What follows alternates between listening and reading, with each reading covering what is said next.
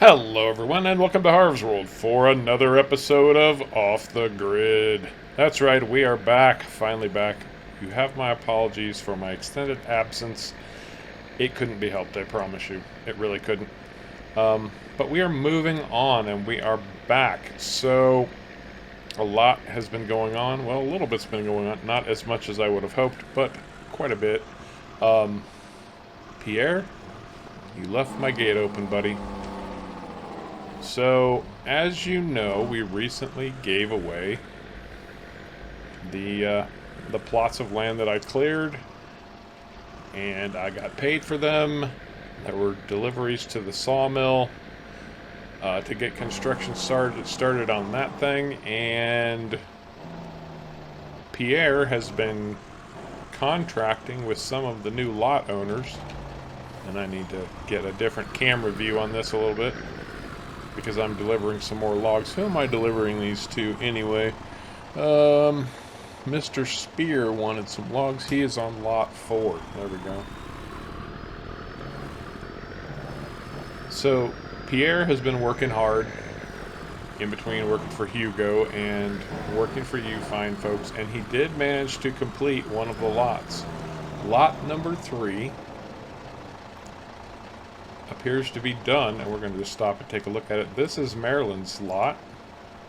Lot number 3. It's got a nice little gate here. White picket fence that she requested. Look at that. Very nice.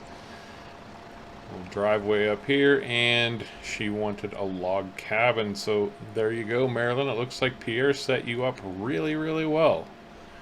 Got a grill, nice little flowers out front. I mean, it's not the fanciest log cabin you ever saw, but it's still pretty respectable. It's nice.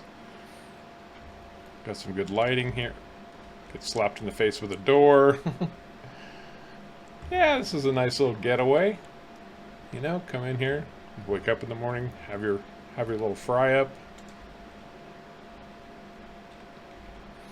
Got a nice little bathroom there, very nice. Extra bedroom here. And then one upstairs. Not bad. Not bad at all. So I think Pierre did a nice job for Marilyn. I hope she likes it. I'm sure she will. I'm sure she will. Now, let's see. So we're just going to the next lot right here. Lot number 4 was Paul Spears, and we're just going to drop this trailer load of logs off.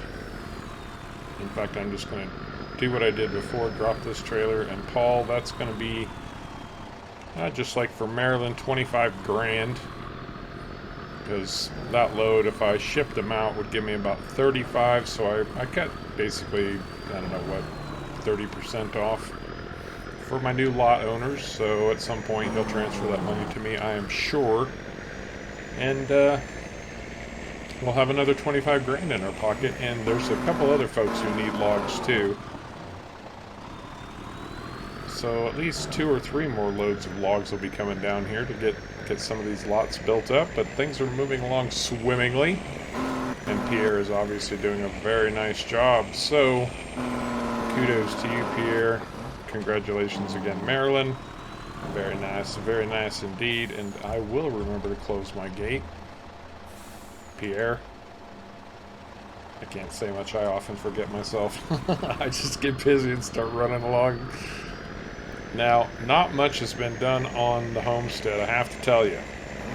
In fact, the fields are in complete disarray, and I need to get them back in order. That's first on my agenda, is getting the fields back in order. But somebody said they wanted to come to my place for a visit, and well, that did happen. And he's been here for a few weeks now. I can't really remember for sure. A few weeks, and been taking advantage of the town across the lake, and we've been hanging out and taking him out on the boat a few times. We've done some fishing, just some joyriding, that kind of thing. But I'll be honest, he's getting a little bit restless. A little bit restless indeed.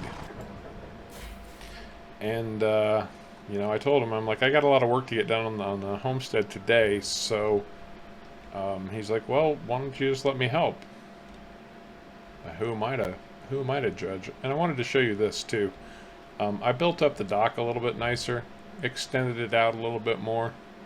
So I think the dock has come along very, very nicely. Yeah, this is pretty nice. I like it. I like it a lot. Looks a lot better than the original version. I mean, it's the original version, just changed up a little bit. Anyhow, so as you can see, these fields are in horrible, horrible shape. They've not been planted. This one needs limed. Our little field down in the end where the sugar beets were needs plowed. Everything needs cultivated, and all of it needs to be replanted. So that's going to be my focus for today, getting back on the homestead. And my visitor is going to come over to help. Oh, that reminds me. I need to do something. Where's my flatbed trailer? Oh, there it is right there. I wonder. No, we don't have a hitch on that. I was hoping. Nope, that's not going to work. Okay, I need to go to the shop. I need to go to the shop and grab a little something something to help us out over here. Especially if Kevin's going to be around.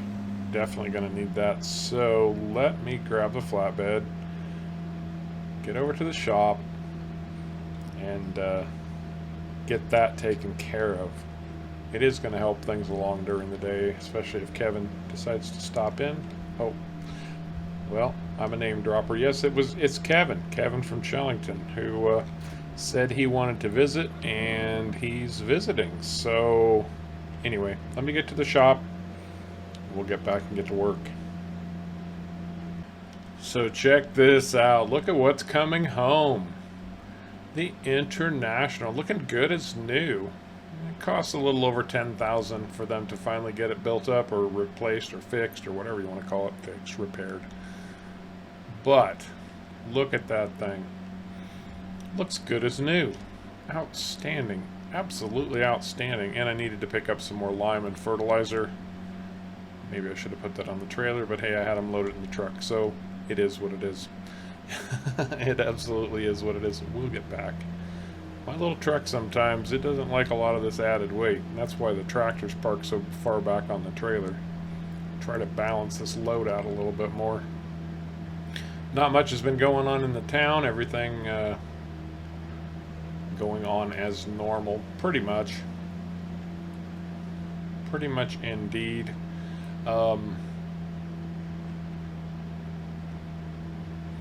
Now, as far as the lots go, you know, I've kind of put that in Pierre's hands. People have asked for some contractors to come in and work for them. Pierre, I mean, he built a really fine house for himself, so I felt pretty comfortable letting him take care of all that. And actually, while I'm down here, I should check the oh no, I should check out the farm market. And it looks like we could stand a little bit of upkeep, but everything's growing quite nicely, including the grass. I need to come down here and mow up this grass a little bit. Getting a little bit low on firewood. Yeah, probably come down here at some point and do some work just to touch things up a little bit. But yeah, I mean, you know, as far as the lots go, that's between you folks and Pierre, as far as I'm concerned. You know, whatever you choose to pay him, that's up to you. It's out of my hands. I will provide logs when they're needed, but otherwise, that's pretty much going to do it. All right, let me get this back to the farm and get to work. Okay, so I need my telehandler to get these pallets off here. I'm not moving these a bag at a time. No, thank you. No, thank you. Now, when Kevin first came in, and this is actually kind of cool. He came in, so he flew in. Well, like I said, a few weeks ago, but he didn't do it locally.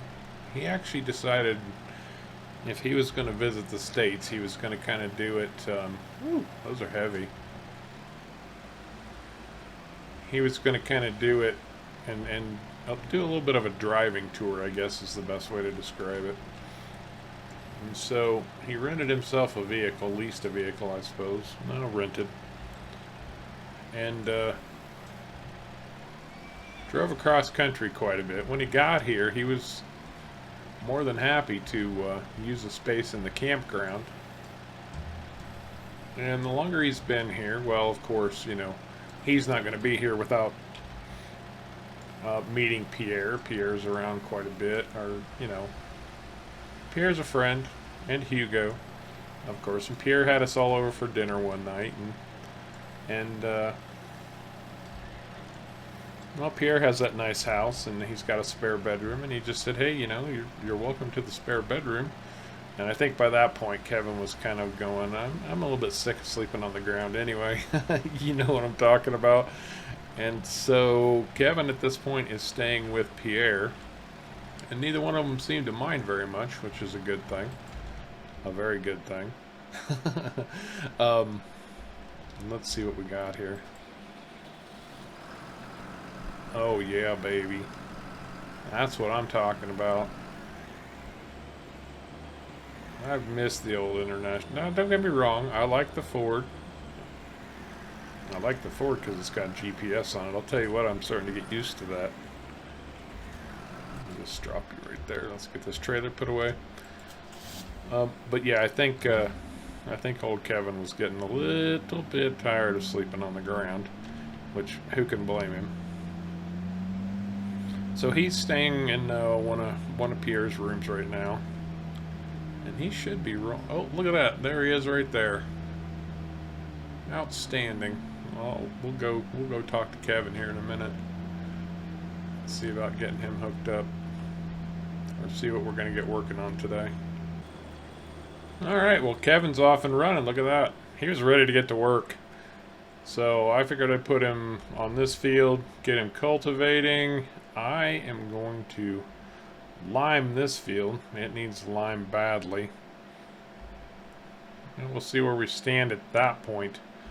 I have a lot of work to get done today. A lot to get everything caught back up again. Good Lord Almighty. And Pierre is helping Hugo today, so he's not really going to be around much. Well, and I mean he doesn't work the homestead anyway. And you know, I was talking before about the fact that I could use a helper around here, and it's only going to get worse once the sawmill is completed.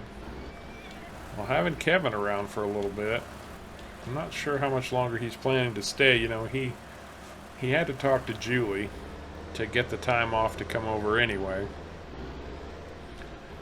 And she was nice enough, you know, I mean, he waited until the end of harvest and everything settled down over in Shellington before he came over. And I know I knew I had some lime stored up in here. That's not going to be nearly enough.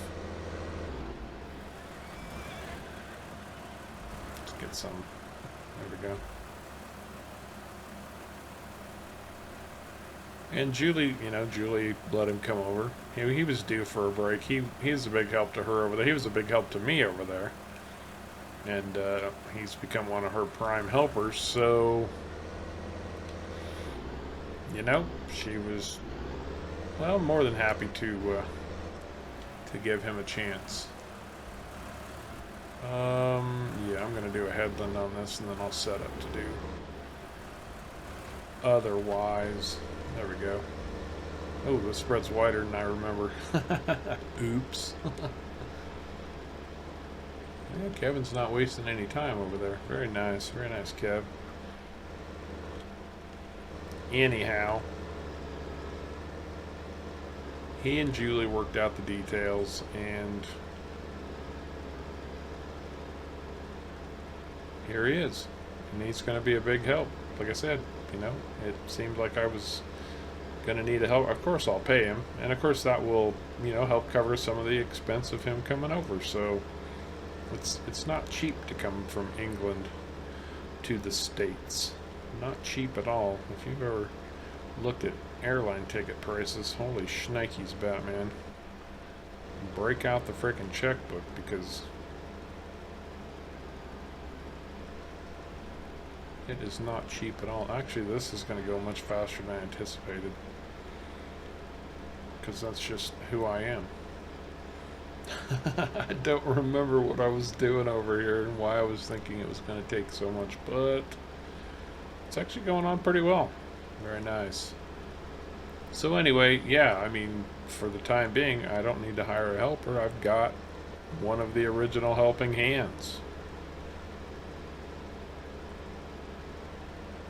Harv's helping hands. That was a good time. I mean, it was frustrating because I didn't know what I was doing or who I was or where I was or why I was, but hey, that's the way it goes sometimes. Now, something has been on my mind here for a few days, and I'm hoping you guys can help me out. I hope one of you remembers. Because the question is, did I ever pay Ed for the cotton harvesting equipment? I don't think I did, but I honestly cannot remember for sure. So if one of you remembers, let me know, because I am not sure that I paid Ed, and not paying Ed is a very, very bad thing, because frankly, I don't know where he gets this stuff from, and it's always Russian. And anyway, I operate on a strict don't ask, don't tell policy in this regard. So, yeah. I think I missed one little spot up here, too.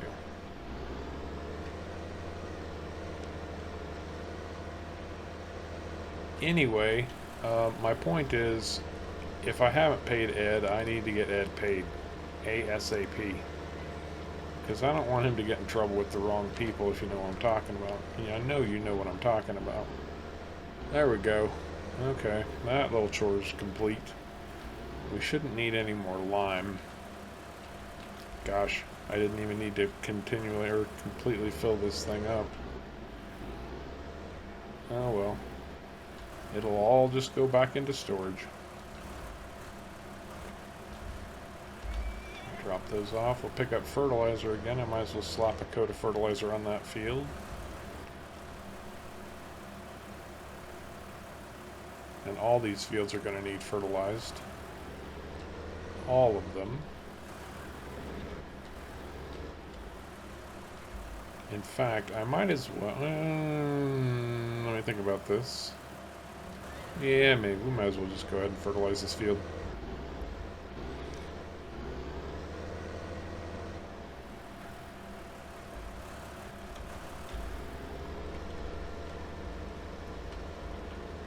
So yeah, I need to get Ed paid if I haven't paid him. But I don't want to double pay him, and I don't want to ask him because that would be kind of, you know, I just don't want to ask him.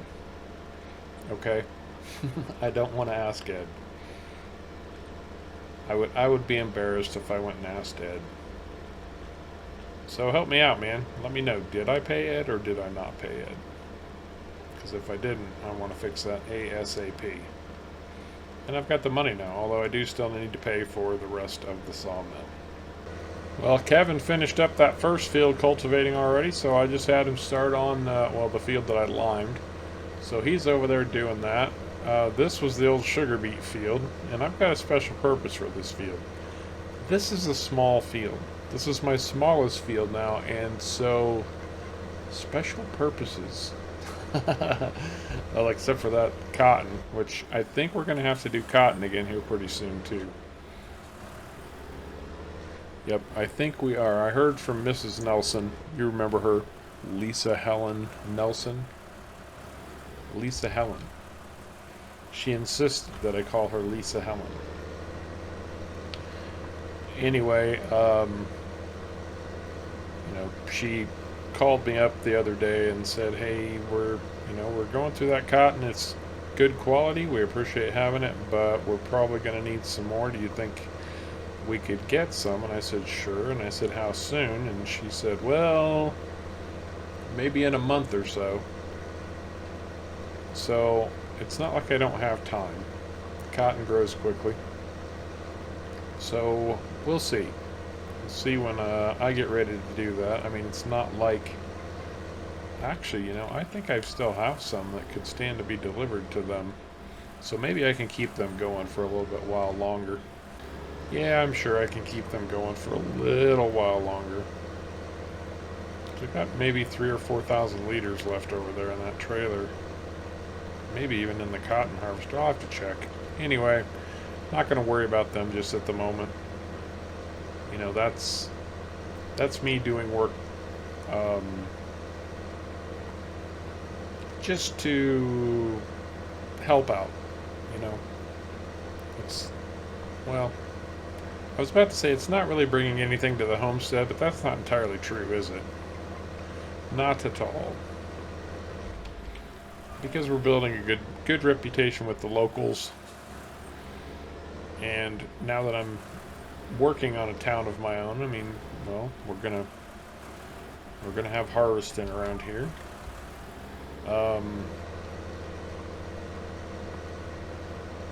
I don't really need to have a bunch of people across the lake annoyed with me. You know what I mean? Although it is fun to haul a load of manure through town, I have to admit. Just because, every once in a while you have to be a little bit rebellious, a little bit obnoxious, just to remind people that you're there. I'm sure you know exactly what I'm talking about. But anyway, the sugar beet field needed a full-blown plow, so that's what we're going to get in here. And that's what I'm getting in here right now. And how did I miss that? There's a couple of patches right here. There we go.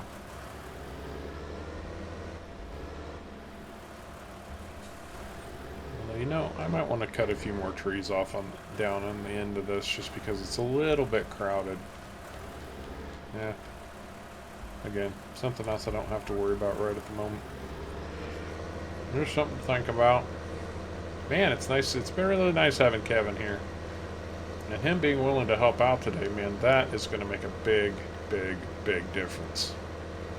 Get this homestead back up and running the way it's supposed to be. Right? Right. Oh yeah, old Kevin there, he's not wasting any time. Look at that. And he was always really good in Shellington. Ooh. That was a close call. He was always good in Shellington, so no doubts about his abilities. Now, I did talk about before replacing that harvester, and that, it's in the works. I don't know that it can happen again. It's going to depend on how much money I have left over from the sales. Bringing in that extra money from the timber is really going to help, though. So, oh, that's right. So yeah, the cotton harvester does. How much cotton is left in there? Not quite 3,000 liters, but that's enough to keep them going for quite a while. So I should probably get that over to them at some point, which I will do. What was I doing? Oh yeah. So I'm gonna go fertilize. I already fertilized the field that Kevin's working on right now. I've done that one once. So I'll do the field that he cultivated, and I will do the field that I just plowed. And then maybe I'll just throw a coat on that third field before I send him over to cultivate that too. Yeah, that's probably a good idea. Yep. Fertilizing. Gotta give those plants food, right? Right. Okay, that my friends, is a batch of fertilizer, or a layer of fertilizer, or an application. It's an application of fertilizer. All taken care of. I'm going to fuel this tractor real quick. Not like it's terribly low, but there we go. I need to run. That was odd.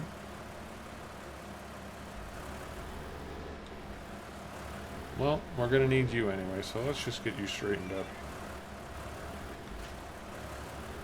There we go. That was very strange. I need to run back over to the shop because I had a piece of equipment over there that I had borrowed from those guys, or leased, rented, and I thought I was going to be able to get it on my trailer, but I wasn't. It's too big. So I'm going to run to the shop, grab that piece of equipment, and be right back. Okay, here we go. Here we go. Actually, now that I think about it, it was probably a good thing that I moved that sprayer. Because of course we are. I mean, why get out one piece of equipment when you can get out 10, right? That's right. I don't know if you knew this about me, but I'm very much about efficiency. I like things to run efficiently. This is not the most efficient thing I've ever done. Let's get it all out. No, it doesn't matter. In the long run, it doesn't matter. We're probably going to end up with seeds because I'm not keeping this planter anyway. You just stay there. We're going to need you to put everything back anyway, so... No. Not that. Good God.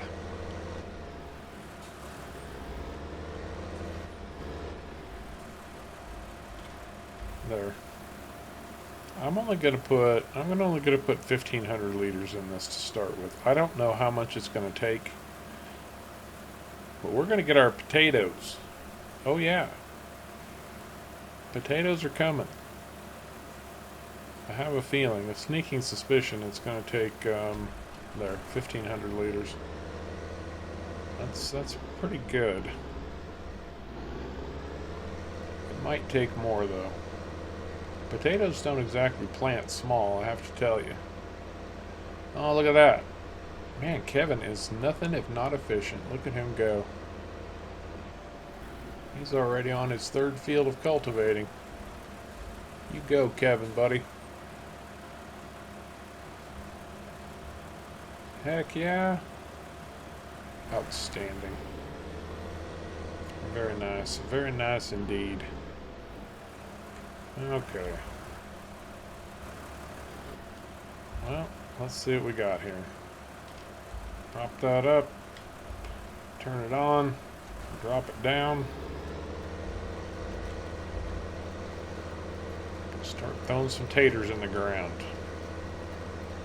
Now I haven't completely figured out exactly what I'm going to do about harvesting these things yet. It's probably going to be something similar to our beet harvest, but and this is a real bumper. This is just obnoxious. So I've got the sugar beet harvesting equipment, right? It's sitting over there.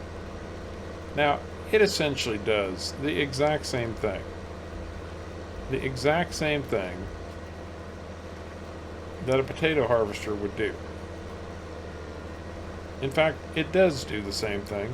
It's digging up from the ground to harvest big bulbous fruits known as sugar beets.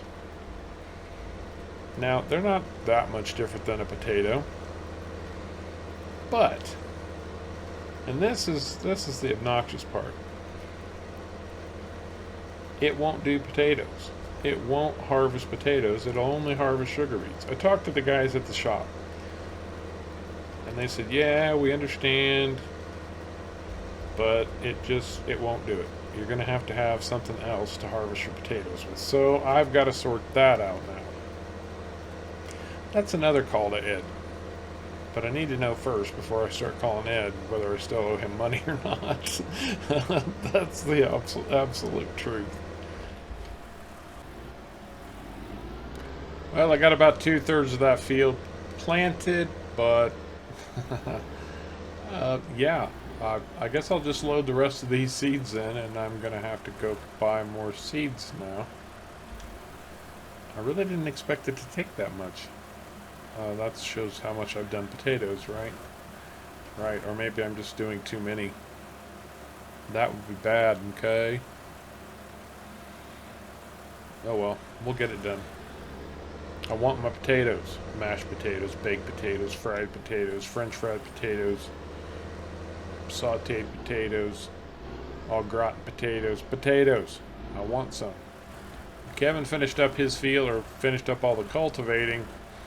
I said, go on in and I'll meet you in a minute. We'll have some lunch. And he said, good, because there's something I want to talk to you about. So let's go find out what Kevin wants to know or wants to tell me, or you never know. You never know. Hey Kevin, you ready for some lunch? You said you wanted to talk to me about something. What's going on, bud? What's up? Really? So you're thinking you might want to stay around here, huh? That'd be. I mean, I'd love to have you, but isn't Julie kind of expecting you back, man? You don't have to be so fidgety about it. Let me think about this for a minute. So Kevin wants to stay. Well, you know, it would be a big help. I wouldn't have to hire anybody. I mean, I'd be hiring Kevin. I could offer him the same deal that I offered Pierre. You know, we carved out a lot for Pierre for 50 grand. And pretty much the timber that Pierre took off that land paid me back with some money to spare. It really wouldn't be bad to have an extra hand around. And it depends on what he wants to do. Well, let me call Julie and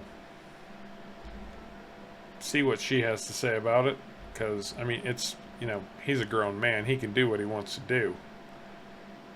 But, oh, that's not my tractor. I want this tractor. I need to finish planting my potatoes. I said, he's a grown man. He can do what he wants to do. But, as a courtesy, Julie needs to at least be let know what's going on.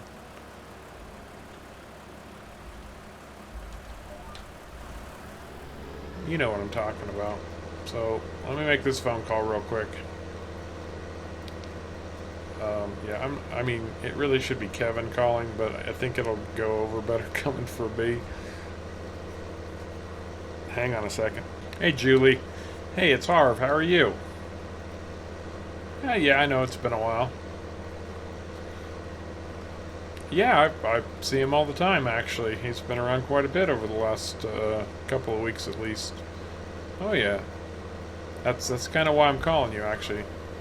I'm sure you expected me to be calling about the business. That's usually what our conversations are about, but no, not this time. I'm sure Harv's Helping Hands is doing just fine, and everything is under control.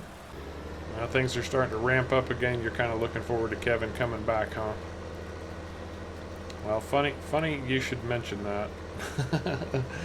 Because, well, I just talked to Kevin, and Kevin tells me that he likes it over here, and he wants to stay. So, I'm thinking it looks like you're probably going to have to replace him.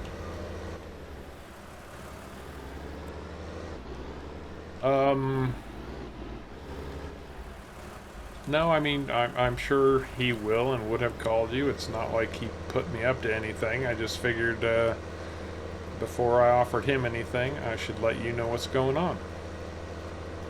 He just tells me that he'd like to stay. He's been helping out on my farm here, on my homestead, and he's enjoying the place. It's an opportunity for him to have something of his own, and he has an opportunity, obviously, with me being here, to have a little bit of a leg up on that. So that's, it's an opportunity he feels like he wants to take advantage of. And I didn't want you to be blindsided by it, because I know you depend on him, but I also, there's other folks out there who can do the same job. You shouldn't have too much trouble replacing him.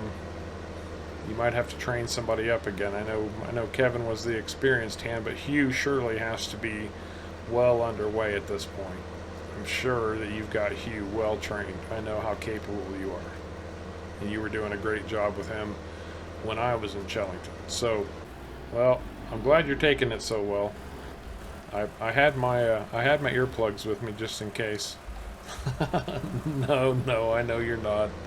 I know you're not the type of person that flies off the handle, and I understand that you're disappointed, but I'm sure he will get in touch with you and let you know officially.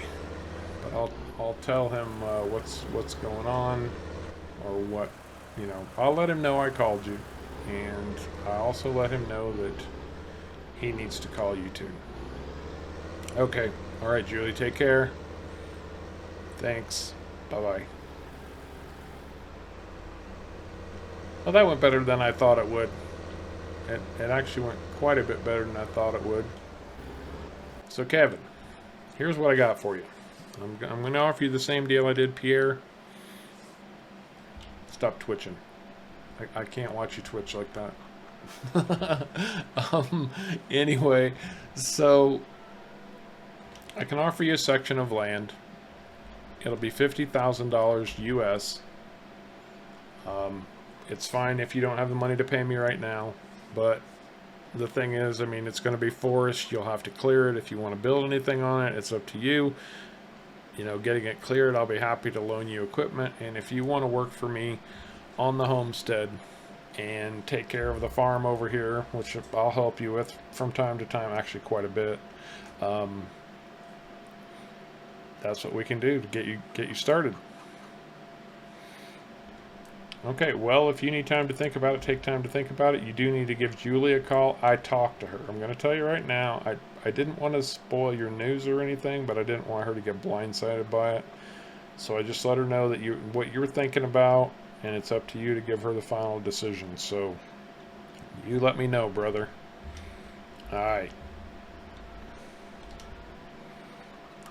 Okay, well, we've got our potatoes in. We got a good start on getting these fields back in order. Things are moving forward in the right direction, and maybe the problem of having a little extra help around has just solved itself. Keep your fingers crossed. I know mine are. Anyway, I think that's going to do it for this episode of Off the Grid. I hope you enjoyed it. If you did, please remember to hit the like and subscribe buttons down below. As always, I very much appreciate you coming along for the ride. And until next time, take care.